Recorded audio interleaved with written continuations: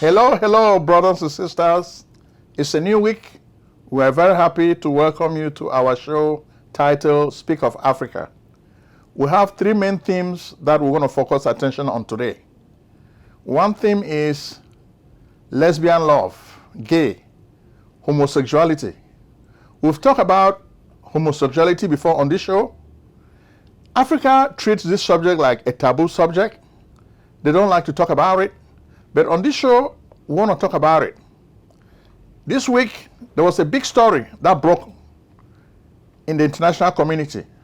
The daughter of Paul Biya, Brenda Biya, came out and declared that she is a lesbian. Then she was showing off her lesbian partner, a Brazilian model. Together, they live in Switzerland. The story broke on Instagram. You know, young people, she's just 26. She calls herself a rapper, King Nasty. So this was a big story. This story is big because when you look at her family, her father is over 91 years old. He's a dictator of Cameroon. He does not accept homosexuality. So what's going to happen now that his own daughter has come out and declared that she's a lesbian? Is the Cameroon government going to put her in jail the way they have put other people in jail? That's the subject of the show of today. Second, ECOWAS versus Sahel Confederation. We told you before that some of the countries where we've had coup d'etats in Africa, such as Burkina Faso, Mali, Niger, they form an alliance of Sahel states. These are all former French colonies. The jihadist struggle has really been going terribly in those countries. France came in as a partner to assist them in the effort to fight jihadists. But these countries were really disappointed with the contribution of France. Eventually, they kicked France out after they organized coup d'etats. Because ECOWAS was trying to use sanctions as a way to punish these countries, they decided to coalesce and form their own group, the Alliance of the Sahel countries. This week, they were meeting in Niger, Niamey, Niger. Abdurrahman Tiani, the new junta strongman in Niger, invited them. So you had Ibrahim Traoré from Burkina Faso, and you had Assimi Goïta from Mali. They were all meeting in Niger.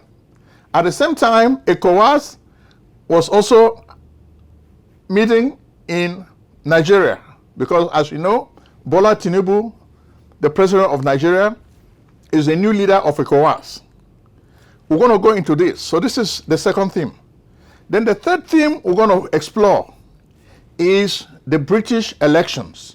The Labour Party won by a landslide. I think they won over 410 seats. So now they hold that majority. After over 14 years, the Conservative Party lost woefully. Too many problems. We saw this coming. So these are the three stories that are going to shape our show of today. So without further ado, we want to say thank you to all our subscribers. If this is the first time you are watching this show, my name is Prince Ojong, your host, and I'm encouraging you to subscribe to this show. If you have information or news that we can share on this show, please send it to us. This is a show, this is the voice of the people. So send us your information. We're going to use it on our next show. Without further ado, we want to start our show by going straight to Ambazonia. Ambazonia is the new republic, a country that is waiting to be born again in Africa. Most of you have heard about it because we've been talking about Ambazonia since 2016. We've been talking about it. Our first show was on Ambazonia. When we started our show, the first video we did, we explored the problem in Ambazonia. And we laid the groundwork. So if you've not watched that video, go back and watch it.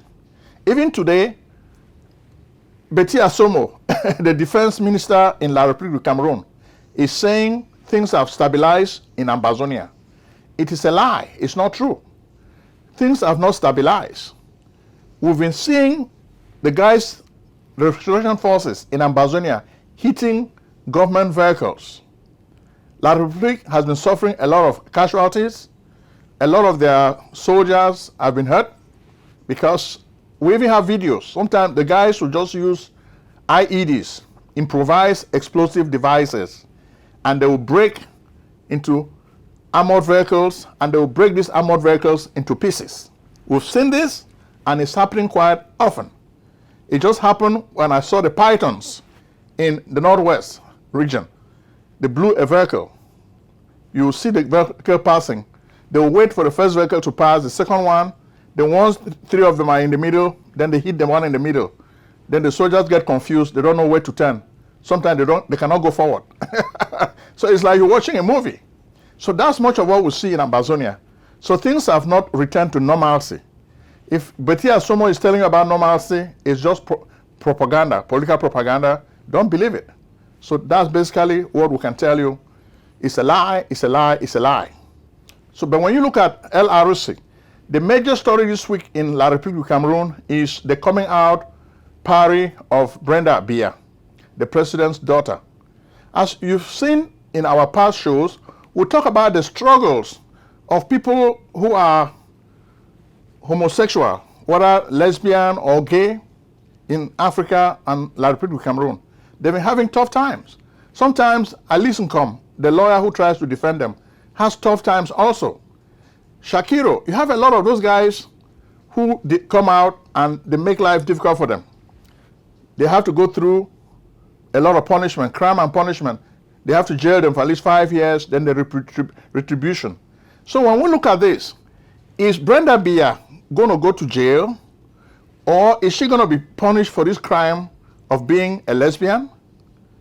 Or is just going to be that, well, she is the president's daughter, the law doesn't apply to her. That's what a lot of people are saying. They are waiting.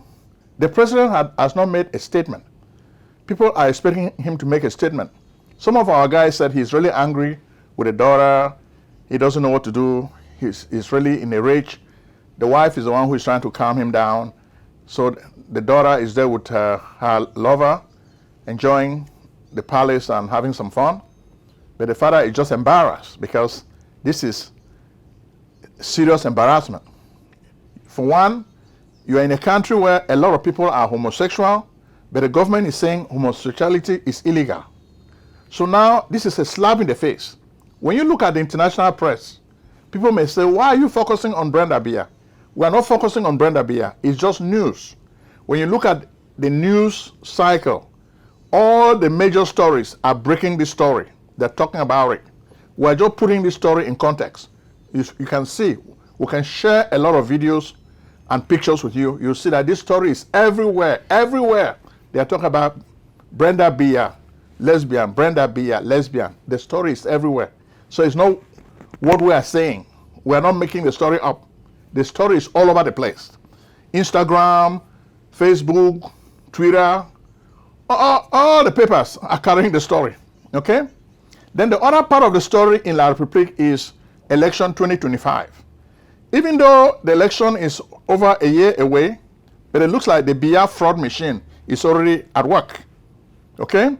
Some Ambazonia restoration forces caught some guys who were distributing papers for elections. That's the way the Biya corruption machine works. They start early. You think that Elekam is going to organize this election? No. Threatening the opposition the way he's doing now, because he doesn't want anybody to run. So in a sense, the election is just going to be another sham, the way it has always been. Biya will lose, but he'll be declared the winner. So what changes? Nothing really changes. But the interesting thing is, the opposition guys are threatening that they're not going to take things lying down this time around. They're not going to take things lying down. So the government too is saying, hey, if you don't take things lying down, we're going to kill you. So it looks like if the people are ready for death, then there will be bloodbath in Cameroon, La République du Cameroon. So we want you to wait and see. So let's wait and see. Next, we'll take you to the Sahel Confederation, where you have Mali, Burkina Faso, and Niger. They were meeting in Niamey, Niger, for the first time. That was their first summit. Why were they meeting? They were meeting as a bulwark against ECOWAS. So when we look at this, is ECOWAS going to be able to convince these three countries to return to the fold? We think it's going to be a tough job for ECOWAS to convince them to return to the fold. It's going to be very tough. So we're going to see, because Mali is not willing to make any concessions. Niger is not willing to make any concessions. Burkina Faso is not willing to make any concessions. In Burkina Faso, journalists are having a tough time, because we hear Ibrahim Traoré is very, very sensitive to criticism. Whenever you criticize his regime, you are in trouble. That's what is happening. In Niger, Americans are finally leaving. So it looks like Americans may have to go to other countries like maybe Ivory Coast or Ghana. Those are some of the colonial regimes. I'm sure that's where they're going to be. Then what about Central African Republic? All is not well in the Central African Republic. The government is telling civilians who are running away from the rebels to return to their homes. How can they return to their homes when there is bloodshed? They are killing them. They cannot return. So it's stupid to tell these people to return to their homes when there is no safety. How are you going to guarantee their safety? The government of Assange Touadera is telling them to return home. But we think this is very, very bad advice, because when they return home, they're going to be faced with the rebels who are fighting the government. So it's not good advice. Next, we take you to Chad. In Chad, you know, Chad has just had fake elections. Mahamat Déby Itno won. But the story we're going to tell you now is the French are saying that they are investigating Mahamat Déby Itno, that he's using ill-gotten wealth. He came to Paris and spent almost $1 million on clothes, just buying clothes. Most of the time when you see this young guy, he wears his African outfit, but this time he went to France and did a lot of shopping. The shopping spree was really serious. So the French were really jealous when they saw him spend so much money in their country. They were like, where is this guy getting all this money that he's spending?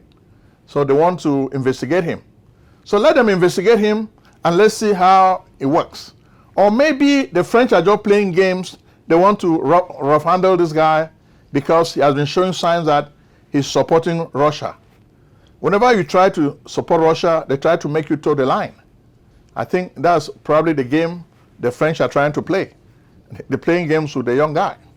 $25,000 to $250,000 per year made easy. Do you dream about making big money? Well, we all do. Imagine joining pharmacy professionals to earn good money. Statistics show that the big pharma industry rules and controls America like a colossus. Do you want to find more details about the hidden gem? Join the Pharmacy Success crew now. Become a pharmacy professional today. Let us train you as pharmacy techs, foreign pharmacy graduates, USA pharmacy students. Learn to earn. We offer affordable online and offline programs. Act now. Browse our website for details, pharmacyprof.com, or call 301-760-0335. Then what about Congo DRC? Well, we spent a lot of time studying Congo DRC this week. For one, the major story is the killing of 6 Chinese nationals. It looks like they were involved in the mining trade. Mining is big business in Congo DRC, especially in the east. When you see the fighting that is taking place between the government and M23, we told you this fight is over resources, mining resources. Now, these Chinese nationals did not know that this area is dangerous. So 6 of them lost their lives, and their government came out in protest. What is going to happen? Felix Tshisekedi is selling his country to the Chinese. So some of the people are not really happy with this. They feel like they are left out in the cold. Where is their fair share? So the way they retaliate is by using terror, terrorizing these foreign nationals who are enjoying the wealth of Congo DRC. Then, of course, there's the problem of deserters. A lot of the young army guys who are in Congo DRC, they are deserting the national army. They don't want to fight the M23. So this week, the government decided to try them and sentence them to death. It's really sad when we look at what is happening in Congo DRC. This week, we were forced to look back at the history, especially Leopold II, the king. This brutal guy who used to own the Congo Free State. The whole wealth of the Congo belonged to this guy. Yet he was not satisfied.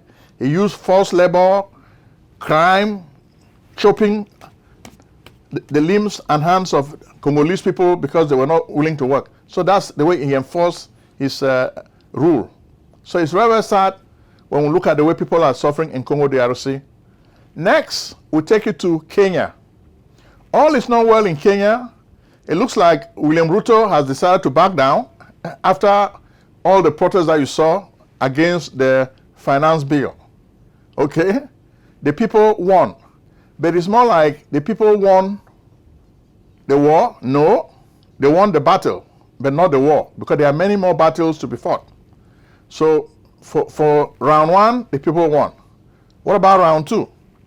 But it looks like the patronage system has been challenged because William Ruto needs this money to grease his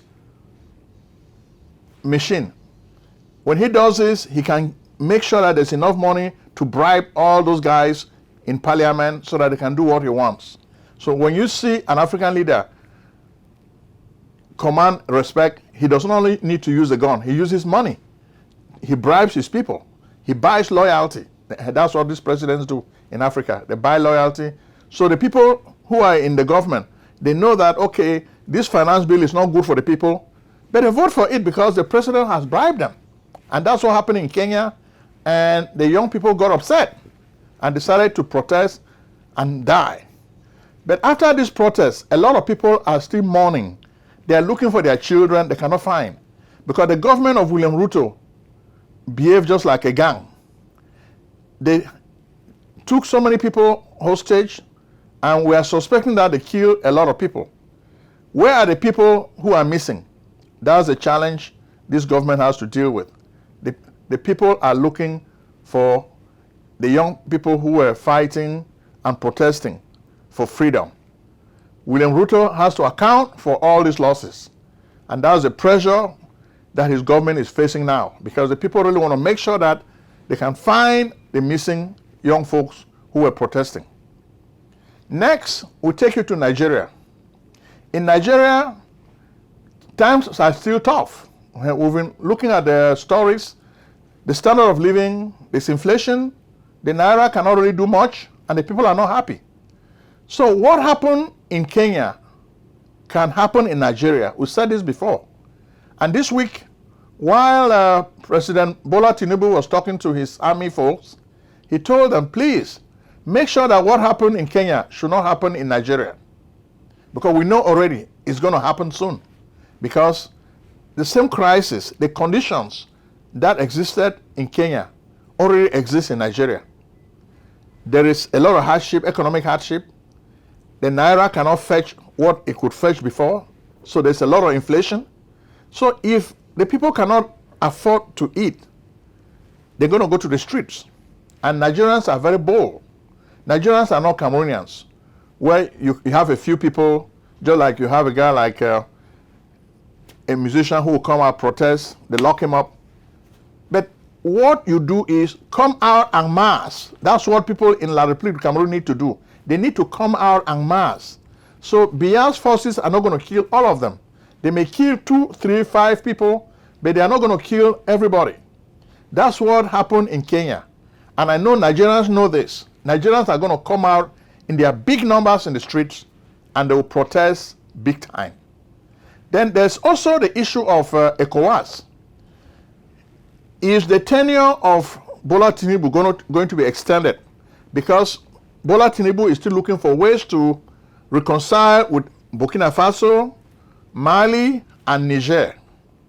What will it take for these countries to return to the fold? That's the subject that we want you to think about. Tell us, to ECOWAS. They are already hosting their own meeting. What will happen? So it's food for thought for you. Tell us. But in Nigeria also, there's a gay story, the Samoa Agreement. Has the Nigerian government of Bola Tinubu signed a deal so that they can get $150 billion in return for supporting gay rights? That's a story that is floating in the press, and we saw this Samoa Agreement. But we've not really read the agreement. Then there's the EU agreement. So the government of Bola Tinubu is saying that, oh no, we did not sign anything like that. We are anti-gay and we maintain that position. We didn't sign any document showing that we've changed our position. Okay, in the next show, we're going to explore this subject. So we're just telling you, look into it and share more information with us on the Samoa Agreement. We want to know the truth, if Bola Tinubu and his government are telling the truth. Check this out. Tired of waiting in long lines at the emergency room or your doctor's office? You should be. Why wait in long lines for care? It's time for you to come to Lucille Urgent Care. Real care, no waiting. Lucille Urgent Care, the best place for true and loving care. Service at Lucille Urgent Care is convenient, fast, time efficient, affordable, accessible, transparent, and cost effective. Real treatment is your right. Indeed, it's not just a privilege or pejorative. Skip the emergency room's long lines, kiss the ER goodbye, say farewell to your old doctor's office, pay less, save time, enjoy the excitement of convenience, receive immediate treatment, get the healthcare you need quickly and affordably. Lucille Urgent Care offers many express services: rapid COVID-19 testing, on-site prescription, preventative lab services, imaging and x-rays, urgent medical treatment for common illnesses and injuries, routine vaccines and flu shots, work-related injury services, pre-employment, occupational, annual, and sports physicals, immigration exams, and much more. Same-day treatment, rapid lab results, extended hours, weekend hours, no appointment necessary, no insurance necessary, no doctor necessary, walk-ins accepted, telemedicine available. We are open 7 days a week with evening and weekend hours. We are located in Maryland, Lucille Urgent Care, 903 Half York Road, Towson, Maryland, 21204. Website, lucilleuc.com. Call at 443-275-1286 or 301-593-4897.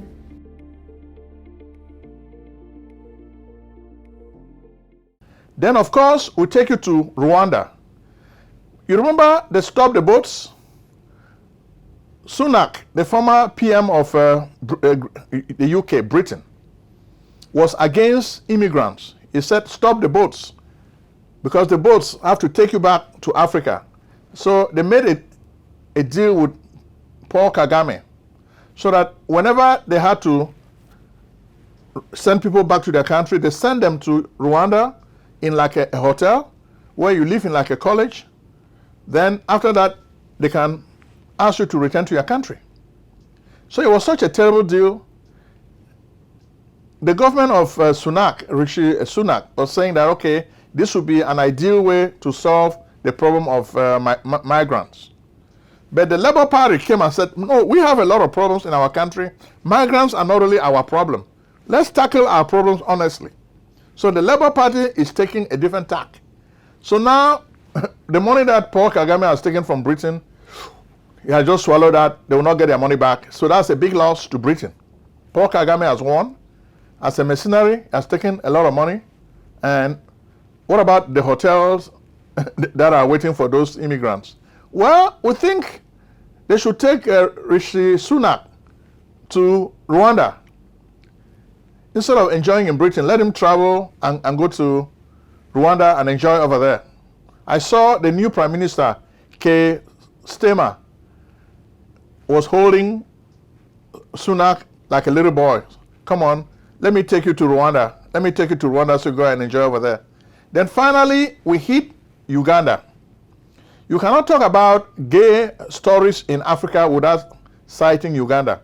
Because Uganda, under Yoweri Museveni, has emerged as one of the anti-gay countries in Africa. They are fiercely opposed. Even the students have marched in protest of the gay people. So this is a serious story. So we ask you now, as Africans, what do you think of this gay issue in Africa? What is your position? What do you think? Do you think the gays should have rights? Or do you agree the way some politicians are saying that no, they should criminalize people who are gay? So what are you really thinking? So share that with us, because we want to know. We would even like to organize a poll so that you can also talk. But you can also comment. Tell us, how do you feel if you have folks who are gay? Should they be criminalized, or should they be free to come in the open and enjoy their new freedom as gay people? So we are asking you to think and tell us what you think. Okay? So we really want to know. In the absence of any other news, we would like to say, do not forget about our show, Pharmacy Prof. We're inviting you to take classes, pharmacy classes, to become a pharmacy technician, or if you're a foreign pharmacy graduate, we can also help you to become a pharmacist. If you're a pharmacy student in the US, we can also guide you. So we have all these resources available for you. So don't forget, take advantage of these resources, okay? So we're going to end the show, but without saying thank you very much, thank you very much. We cannot say this enough. Without you, we cannot have a show. So please subscribe and share this show with your friends and family. Bye-bye.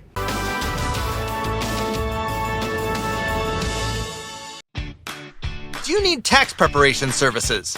We can help. Contact PJ Tax Service, America's only full-time income tax preparers. Like the good old doctor, we do not close our doors after April 15th. In fact, we stay open all year round in order to serve you. We are located at 11207A Lockwood Drive, Silver Spring, Maryland 20901. Make an appointment today with Prince Ojong, your tax expert. Call 240-350-1131 or visit us on the web at www.pjtaxservice.com.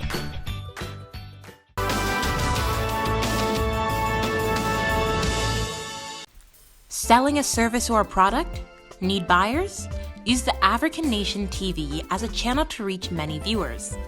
Act now and call Prince Ojong at 240-350-1131. That's 240-350-1131. Act today.